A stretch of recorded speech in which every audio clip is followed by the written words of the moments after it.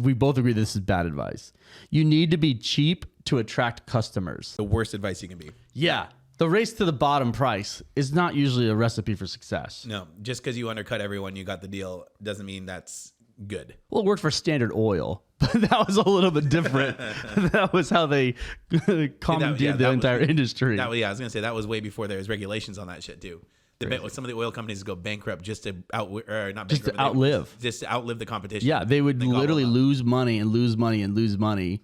Yeah. Just so that other people couldn't survive. Yep, and then that's so crazy. It's diabolical, honestly. I don't know how I would sleep well at night doing that, but I understand what they did. It makes math sense. It obviously worked really well for them. So well that they had made a new law. You can't do that anymore. Exactly. They're like, hey, by the way, this is not fair. Yep. Okay.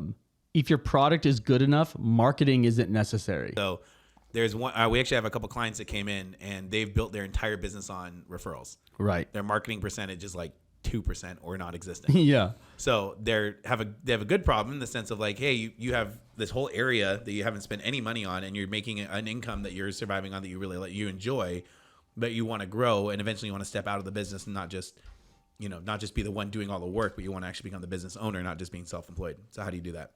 So to that point, they wanted. Like you got to dump money into the marketing aspect because then think of how much doors can open, how much more business you can get, and then you can really scale that way. So if it ain't broke, don't fix it, man. Stick to your original business plan no matter what. You are right, and you are the only person that matters. We've changed ours a million times, so I know. Yeah. I think that's terrible advice too. I understand that things can be shiny and people might want to derail and like they can get distracted. You have to have some sort of strategy and some sort of plan. Yeah. But every year you and I do that. We talk about what the year's coming up, what we're going to accomplish, what we're trying to get done, and we also do 3 and 5 years out. We're looking further into the future as well. Yep. Every single year we talk about those things. But man, I tell you what. If our business plan hadn't changed, we wouldn't be here. Well, we change it every year based on the data. So. Correct.